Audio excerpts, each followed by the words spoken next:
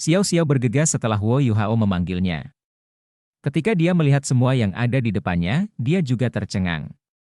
Sungguh tak terbayangkan. Ini adalah pertama kalinya salah satu dari mereka melihat begitu banyak alat jiwa. Ayo turun. Huo Yuhao sudah sadar kembali sekarang. Setelah keterkejutan sementara, matanya dipenuhi kegembiraan, transformasi naga kupu-kupu emas memutar untuk melihat ke arah Huo Yuhao. Turun. Kami tidak jelas tentang jebakan di sini. Huo Yuhao tersenyum dan menjawab, saya sudah memeriksanya sebelumnya. Saya dapat memastikan bahwa tidak ada jebakan. Mengapa? Xiao Xiao bertanya. Huo Yuhao terkekeh, Anda bukan seorang insinyur jiwa, atau Anda tidak akan menanyakan pertanyaan seperti itu. Segala sesuatu yang disimpan di sini adalah alat jiwa, terutama botol susu dan meriam jiwa yang tidak bergerak. Menurut Anda apa itu? Mereka adalah bahan peledak. Jika meledak, mereka akan menghancurkan gudang ini. Seluruh kota bahkan mungkin akan terkena dampak ledakan. Meskipun sangat stabil, reaksi berantai mungkin akan terjadi jika salah satu dari alat jiwa ini terkena serangan. Mengingat ini, apakah menurutmu Kekaisaran Matahari Bulan akan memasang jebakan pada tingkat ini? Aku merasakannya sebelumnya, tidak ada gelombang kekuatan jiwa lain selain yang berasal dari alat jiwa ini, tentu saja, mereka punya pengaturan lain. Namun, pengaturan ini digunakan untuk mencegah ledakan. Saya yakin ada lebih dari satu pintu masuk ke gudang ini. Sisi ini hanya salah satunya. Karena mereka memerlukannya. Nyaman untuk keperluan transportasi, mereka tidak dapat memasang terlalu banyak alat jiwa pertahanan di sini. Jika kita tetap berhati-hati, tidak akan terjadi apa-apa. Ketiga wanita itu mengerti. Dua level sebelumnya penuh dengan semua jenis logam langka. Logam langka ini biasanya sangat keras, dan sepertinya tidak berisiko meledak. Bahkan sinar jiwa tidak dapat merusaknya. Namun, alat jiwa pada level ini berbeda. Ini akan menjadi bencana jika mereka meledak. Saat mereka menuruni tangga dan memasuki gudang, perasaan itu menjadi lebih kuat. Mereka tidak diancam sama sekali saat memasuki gudang. Huo Yuhao juga mengaktifkan deteksi spiritualnya untuk merasakan perubahan apapun yang mungkin terjadi. Suara Wang Dong'er terdengar, Yuhao, kita harus bergegas. Kamu masih memiliki turnamen di sisi lain. Jika kamu menyeret semuanya ke sini, apa yang akan terjadi padamu di sana? Huo Yuhao mengangguk sedikit dan berkata, mari kita mulai. Ikuti pengaturan yang telah saya siapkan. Masih ada beberapa barang bagus di sini. Kita harus memilih apa yang ingin kita tinggalkan dengan benar. Xiao Xiao, ambil semua botol susu terlebih dahulu. Mereka akan menjadi sumber kekuatan masa depan bagi sekte Tang. Selanjutnya, di bawah komando Huo Yuhao, ketiga wanita itu segera mengambil tindakan. Mereka mulai melakukan beberapa hal licik. Ledakan sekeras itu bukan kali pertama terdengar. 2000 meter di atas langit, pertarungan sengit masih berlangsung. Seekor naga hitam besar menutupi separuh medan perang. Saat ia membuka sayapnya lebar-lebar, ia tampak memenuhi seluruh langit. Naga hitam ini panjangnya lebih dari 100 meter, dan ditutupi sisik tebal. Mata emasnya yang redup membuatnya terasa menakjubkan. Setiap kali bergerak, itu akan menyebabkan sebagian besar ruang terdistorsi.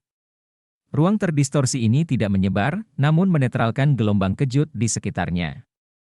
Di seberang naga hitam ini ada raksasa berwarna hijau tua. Raksasa ini tingginya hampir 100 meter. Otot-ototnya yang berkembang membuatnya tampak seperti berasal dari zaman kuno. Pusaran air besar berwarna hijau tua dengan banyak garis cahaya keemasan di dalamnya berputar terus-menerus di sekelilingnya. Tak jauh dari raksasa tersebut, terdapat seekor binatang raksasa yang memiliki kepala bertanduk menyerupai naga, tanduk spiral mengarah ke depan, dan tubuh menyerupai banteng berotot. Binatang ini sedang menginjak awan yang dibentuk oleh cahaya kuning. Kekuatan yang dimiliki binatang ini sedemikian rupa sehingga langit terasa seperti bumi. Naga hitam itu dibentuk oleh Kaisar Naga Douluo, Long Xiaoyao. Raksasa hijau kehitaman itu adalah Dubusi, dan banteng besar itu adalah banteng Tao Tie yang saleh yang dibentuk oleh Penatua Xuan. Mereka bertiga telah bertarung cukup lama di langit. Memang benar, bahkan Penatua Xuan dan Dubusi bukanlah tandingan Long Xiaoyao dalam duel. Namun, mereka memiliki pengalaman ratusan tahun. Saat mereka bekerja sama, mereka tidak dirugikan. Setelah bentrok dengan Long Xiaoyao beberapa kali, mereka mulai menunjukkan tatapan gila di mata mereka, budidaya Dubusi dan Penatua Xuan hampir mencapai puncak level mereka. Mereka telah menduduki peringkat 98 berjudul Douluo selama bertahun-tahun, dan terus berusaha semaksimal mungkin untuk mencapai puncak. Namun, tidak mudah untuk menjadi Ultimate Douluo, meskipun Penatua Xuan pernah mendapat bimbingan dari Penatua MU, dia kehilangan rekan tandingnya setelah Penatua MU terluka parah. Itu bahkan lebih sulit lagi bagi Dubusi, karena dia sudah menjadi yang terkuat di sekte tubuh. Saat ini, Long Xiaoyao adalah salah satu dari sedikit Ultimate Douluo yang tersisa di benua itu. Dia adalah Ultimate Douluo peringkat 99, kemampuannya tidak kalah dengan Elder MU. Saat Penatua Xuan dan Dubusi melawan Long Xiaoyao, mereka merasa seperti bertarung sepuasnya. Saat mereka merasakan perasaan seperti itu, mereka merasa bahwa mereka semakin dekat ke ambang batas berikutnya. Long Xiaoyao bisa merasakan perubahan di dalamnya. Faktanya, dia mampu melukai mereka berdua, bahkan jika dia tidak bisa membunuh mereka. Kesenjangan antara Ultimate Douluo dan rang 98 Transcendent Douluo sebenarnya sangat besar, namun, Long Xiaoyao punya keraguannya sendiri. Dia tidak mau bekerja keras demi gereja Roh Kudus. Sudah berapa lama dia terkenal? Dia mungkin adalah guru jiwa terkuat yang masih hidup di dunia. Bagaimana mungkin dia bisa menerima kenyataan bahwa dia berjuang sekuat tenaga demi sekelompok master jiwa jahat? Dia hanya melakukan ini karena alasan khusus. Dia pernah berteman baik dengan Dewa Naga Douluo, MUN. Meski di kemudian hari mereka menjadi rival cinta, persahabatan mereka tetap terjalin. Penatua Xuan dapat dianggap sebagai setengah murid Penatua MU, dan juga merupakan pilar Akademi Serek. Long Xiaoyao tidak mau menyakitinya, sama seperti dia sengaja melepaskan Huo Yuhao sebelumnya, meskipun dia tidak terlalu menyukai Dubusi, kata-kata Dubusi sebelumnya masih menyentuh hatinya. Long Xiaoyao masih cukup sentimental, akibatnya, dia tidak memberikan segalanya dalam pertarungan ini. Dia bahkan menjadi lebih konservatif ketika dia merasa mereka berdua menggunakan dia sebagai batu ujian, karena itulah pertarungan mereka bertiga bukanlah pertarungan hidup dan mati meski sangat intens. Mereka membatalkan satu sama lain dengan kekuatan bertarung mereka. Namun, mereka tidak bisa mengendalikan apa yang terjadi di bawah. Saat ini, pertarungan darat telah mencapai tahap yang sangat intens. Gelaran Douluo dari kedua belah pihak tetap menjadi penonton, menyaksikan mereka bertiga bertarung dari jauh. Namun, Istana Kekaisaran Matahari Bulan masih diserbu, serangan yang datang dari Akademi Serek, Kekaisaran Bintang Luo, dan Kekaisaran Jiwa Surgawi telah dimulai. Sebuah tim penyerang yang dibentuk oleh para master jiwa yang setidaknya merupakan sage jiwa berantai 7 telah menyerbu masuk ke Istana Kekaisaran Matahari Bulan 15 menit yang lalu. Mereka semua bertopeng, tapi mereka sangat kuat. Saat mereka menyerbu masuk ke istana, mereka membunuh banyak penguasa jiwa, insinyur jiwa, dan penjaga yang membela istana. Mereka langsung menuntut studi Kekaisaran Sutianran, meskipun mereka setidaknya adalah Soul Sage. Tidak satu pun dari mereka yang bergelar Douluo. Mereka masih harus mengikuti aturan tidak tertulis dari dunia master jiwa. Seorang pria muda yang bersinar dengan lampu yang menyilaukan sedang menyerang di depan semua orang. Dia sangat cepat, dan penjaga biasa tidak bisa mendekatinya, meskipun dia bertopeng. Mereka yang telah melihat turnamen master jiwa pemuda elit kontinental dapat mengenalinya. Dia adalah sosok muda paling terkemuka dari sekte tubuh. Long Aotian, jiwa bela diri Long Aotian adalah kulitnya.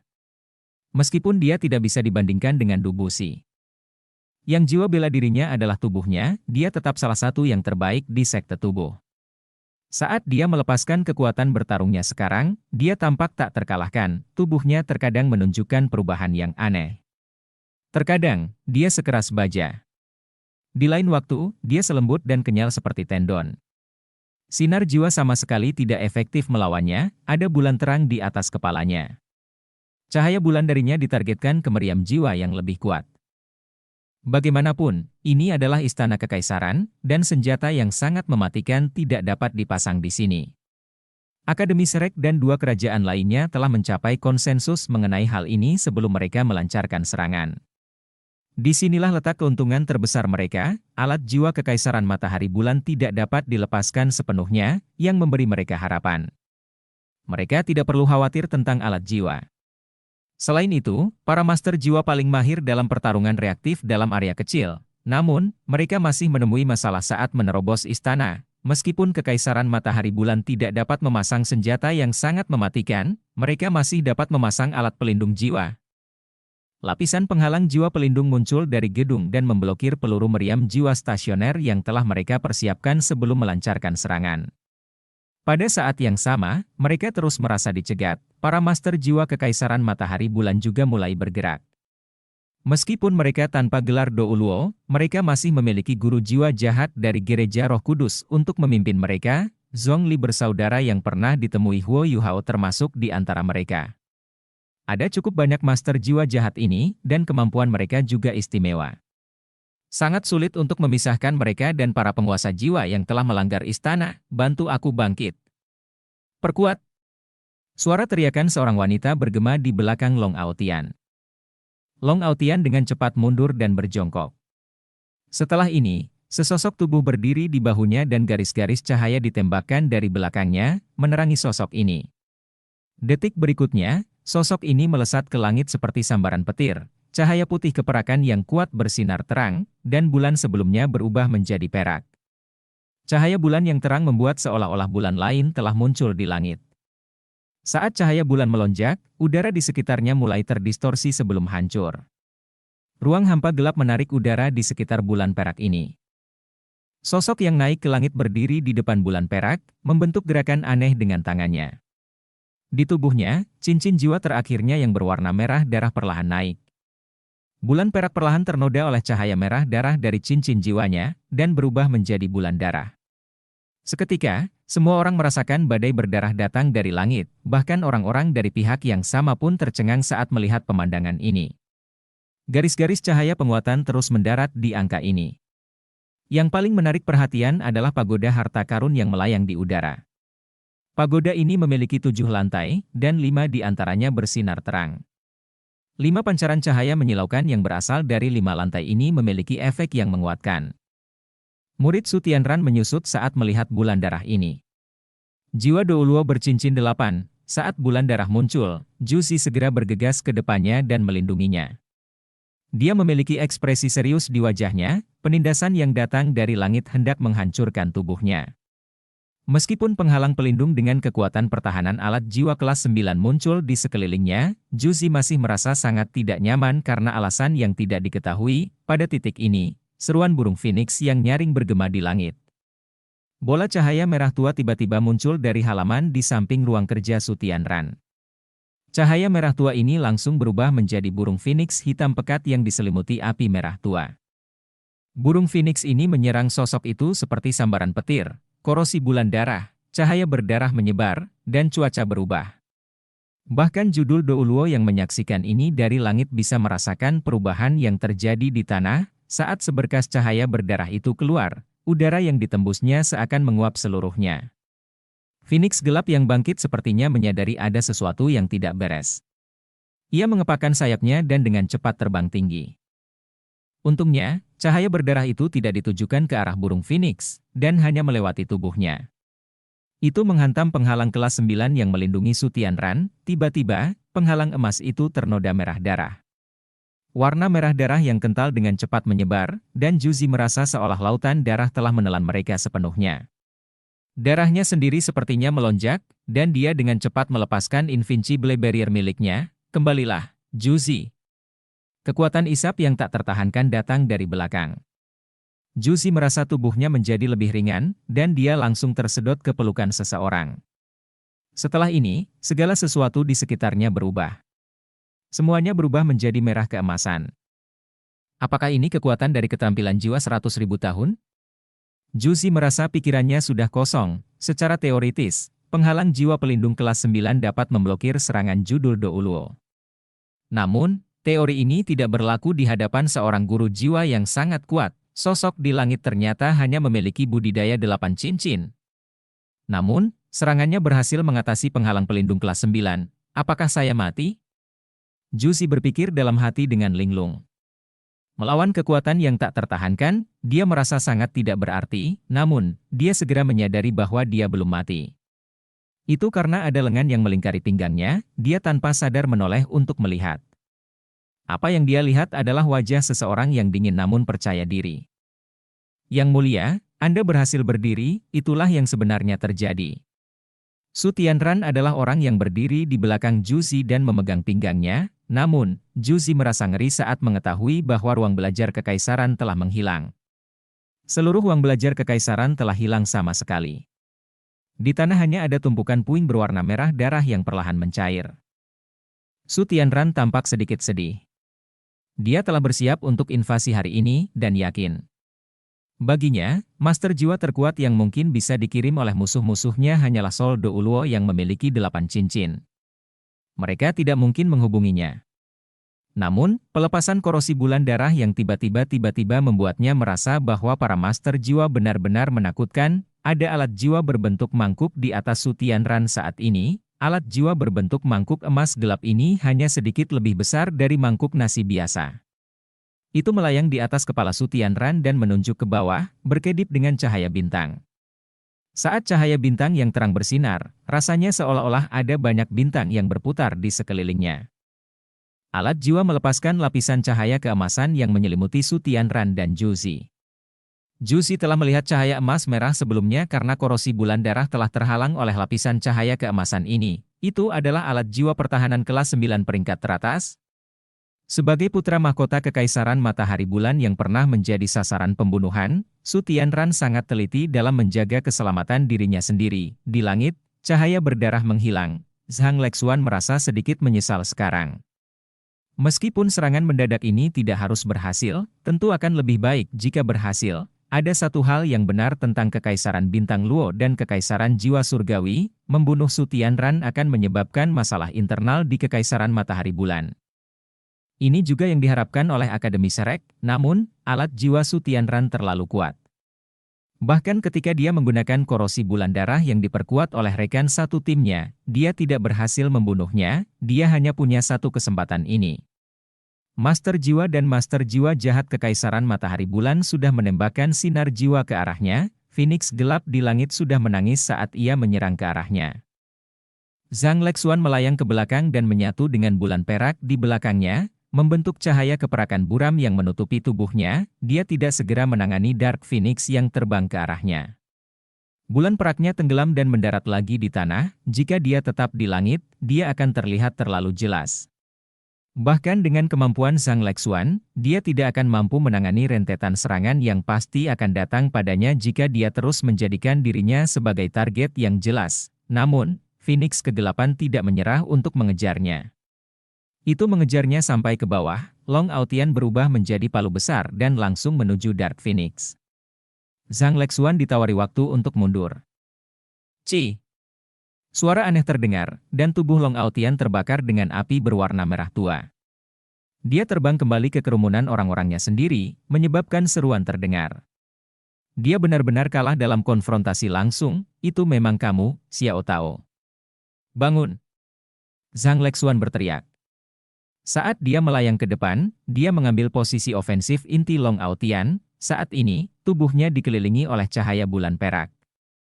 Dia telah sepenuhnya menyatu dengan bulan perak untuk membentuk tubuh sejati Silver Moon miliknya.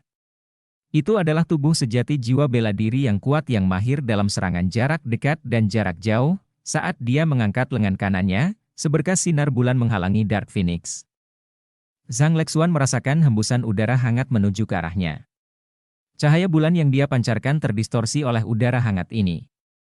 Ketika mencapai lawannya, itu sudah sangat lemah. Ini, Ultimate Fire. Bukan, itu adalah Ultimate Fire yang tidak murni. Zhang Lexuan segera mengambil keputusan dan menjadi lebih serius. Phoenix gelap tidak mengeluarkan suara apapun, dan dengan cepat melintas sebelum bentrok dengan Zhang Lexuan. Saat ini, cahaya bulan dan api memenuhi istana. Zhang Lexuan melawan Dark Phoenix dalam pertarungan sengit. Pada titik ini, pertarungan di langit juga telah mengalami perubahan. Teman-teman, tunggu apa lagi? Serang. Aku ingin melihat bagaimana sekelompok orang ini akan menghentikanku tanpa Long Xiaoyao. Du Buxi mulai menjadi keras kepala, dan segera memberi perintah. Penatua Xuan tercengang, tetapi dia tentu saja tidak bisa memberitahu Du Buxi tentang perubahan di pihaknya. Dia tidak punya pilihan selain memberikan sinyal untuk menyerang juga. Ayo bertarung dan lihat dulu. Mungkinkah kita akan lebih unggul? Long Xiaoyao sepertinya tidak merasa terganggu sama sekali. Saat dia berguling di langit, sepetak besar udara hitam berubah menjadi meteor gelap yang tak terhitung jumlahnya yang melesat ke arah Penatua Xuan dan Dubusi. Di level Long Xiaoyao, kemampuannya begitu kuat sehingga dia bisa mempengaruhi fenomena meteorologi. Penatua Xuan dan Dubusi tidak punya pilihan selain menghadapinya. Terjadi konfrontasi yang intens antara kedua belah pihak. Sejak mereka muncul, Akademi Shrek berada di atas angin, sekte tubuh sangat kuat, dan gaya mereka sangat mirip dengan Dubusi. Mereka menyerang dengan ganas saat mereka muncul. Tidak banyak penguasa jiwa jahat yang bisa mengalahkan mereka dalam konfrontasi langsung. Mereka terutama kuat dalam hal kebejatan dan kemampuan khusus. Pada titik ini, mereka sedang ditekan, sedangkan untuk judul Douluo dari Kekaisaran Matahari Bulan, mereka berada pada posisi yang sangat dirugikan saat mereka menghadapi judul Douluo dari Akademi Shrek. Su Tianran telah mengamati situasi di langit.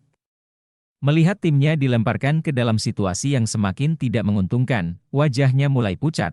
Kepala sekolah, mohon bersiap. Ya, kamarnya telah hancur, dan hampir semua pengawalnya terbunuh.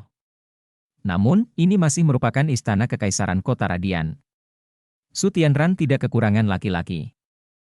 Di sisi lain, Zhang Lexuan dan yang lainnya tiba-tiba mendengar suara aneh, Zaza, Zaza, Gaga, Gaga, Jiji, Jiji. Suara-suara aneh ini tidak datang dari satu arah.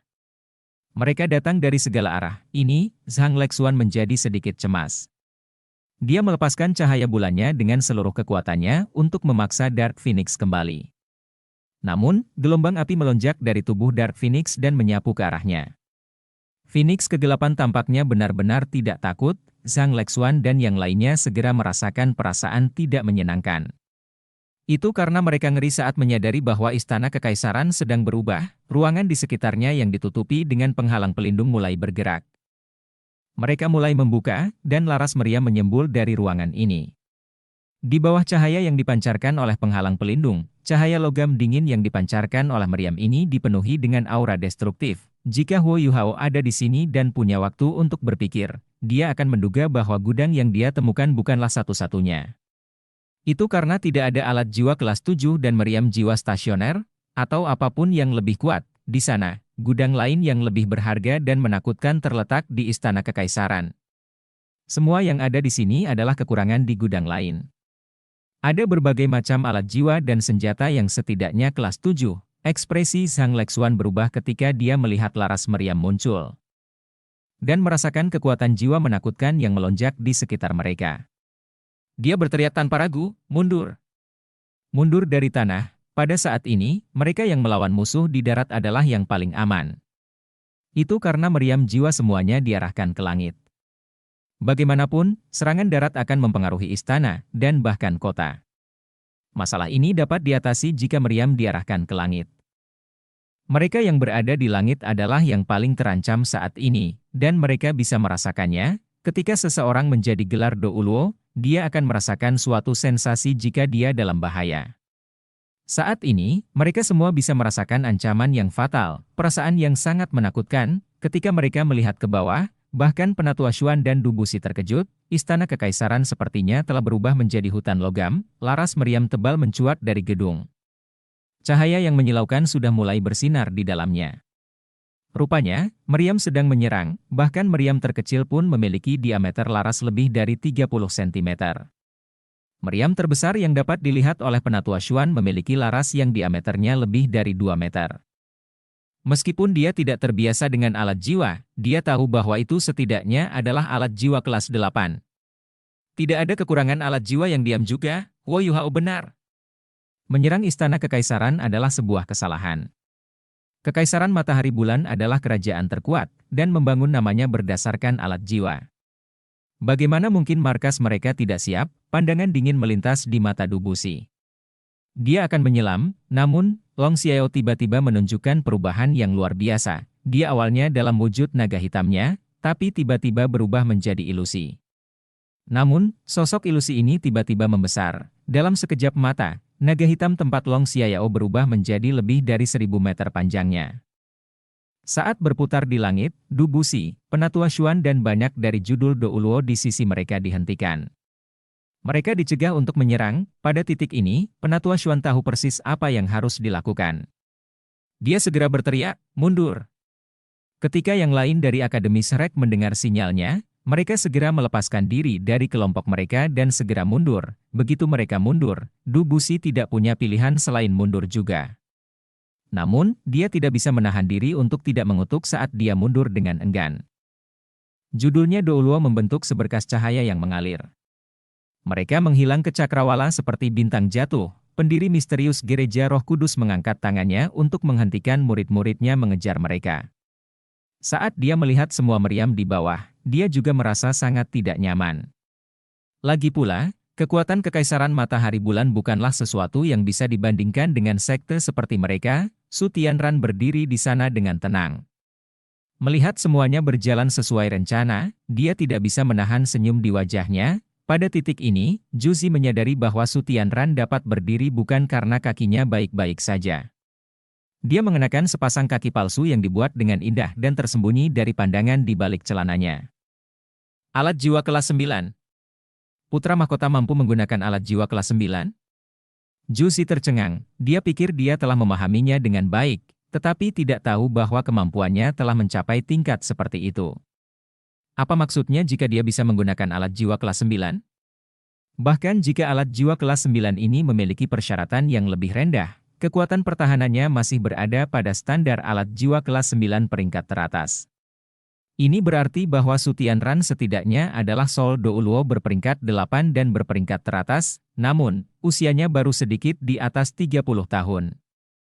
Kemampuannya akan dianggap langka bahkan jika dia berada di Akademi Shrek. Su Tianran sedikit tergerak saat dia melonggarkan cengkeramannya di pinggangnya. Dia berkata, "Bagus, bagus. Kamu masih sama seperti beberapa tahun yang lalu." Juzi mengangkat kepalanya untuk melihatnya. Dia benar-benar tersentuh dan tidak bisa menahan nafas. "Saya minta maaf, Yang Mulia. Bahkan jika aku belum pernah bertemu Huo Yuhao, aku tetap tidak akan jatuh cinta padamu. Saya hanya bisa menganggap Anda sebagai dermawan saya." Su Tianran tidak tahu apa yang dipikirkan Juzi. Saat dia melihat kulit halusnya, ekspresi penyesalan melintas di matanya. "Sayang sekali saya tidak bisa." Jika tidak, Juzi memang akan menjadi pasangan yang sempurna. Ikuti rencananya. Dorong mereka ke sisi barat. Semua tim rekayasa jiwa di 3 arah lainnya, waspadalah. Kita tidak boleh membiarkan mereka melarikan diri dari salah satu dari 3 arah itu, ya. Juzi buru-buru mengakui kata-katanya sebelum dia berbalik dan bergegas pergi. Pada titik ini, seberkas cahaya mengalir bersinar di langit. Kilatan cahaya ini sangat istimewa. Setelah naik ke langit, ia berubah menjadi entitas aneh berwarna hijau berkilauan. Ia tetap berada di langit untuk waktu yang lama tanpa menghilang. Semua orang dari Akademi Shrek segera melihat seberkas cahaya ini saat mereka mundur. Penatua Xuan sangat senang. Dia meninju lengan kirinya dengan tangan kanannya dan berteriak, "Bagus!" Saat dia terkejut, seberkas cahaya merah lagi naik ke langit. Itu membentuk entitas yang sama dengan seberkas cahaya sebelumnya. Ekspresi Penatua Xuan berubah, dan dia berkata, "Pergi." Segera pergi ke barat, Du Buxi terbang tidak jauh dari Penatua Xuan. Ketika dia melihat semua orang dari Akademi Shrek mengubah arah mereka ke arah barat, dia tidak bisa menahan diri untuk tidak berteriak, "Xuan kecil, apa yang kamu lakukan? Apa menurutmu mereka tidak memasang jebakan ke arah itu?" Penatua Xuan tercengang. Sepertinya sekte tubuh juga sudah siap. Namun, mereka punya rencana sendiri. Meskipun mungkin ada jebakan di barat, mereka tidak mungkin menembus pertahanan di 3 arah lainnya. Dia masih harus memastikan keamanan tim Shrek dan sekte Tang. Kedua tim ini baru bisa berangkat setelah selesai bertanding di final keesokan harinya. Mereka tidak bisa keluar saat hari sudah gelap. Jika tidak, keluar dari sekte tubuh mungkin merupakan pilihan yang baik. "Orang tua aneh, kita punya rencana sendiri. Kita akan bertemu lagi. Izinkan aku memberimu peringatan, segera tinggalkan kota ini. Jangan terus-terusan berada di sini." Setelah dia selesai berbicara, Penatua Xuan mengumpulkan semua orang untuk menemui Zhang Lexuan dan yang lainnya, yang baru saja keluar.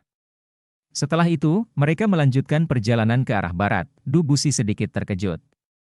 Namun, dia dengan bijak memilih untuk mempercayai Penatua Xuan pada saat ini. Dia juga memberi isyarat kepada orang-orangnya dan orang-orang dari Kekaisaran Bintang Luo untuk melarikan diri ke arah lain. Mereka sangat teliti dalam misi ini. Mereka segera bergegas menuju jalan dan mengikuti rute yang telah ditentukan untuk bertemu dengan Su Jiujiu dan Weina. Kakek buyut, apakah kita berhasil? Weina bertanya dengan cemas. Du Busi sedikit kesal ketika dia menjawab, tidak. Pertahanan mereka terlalu kuat.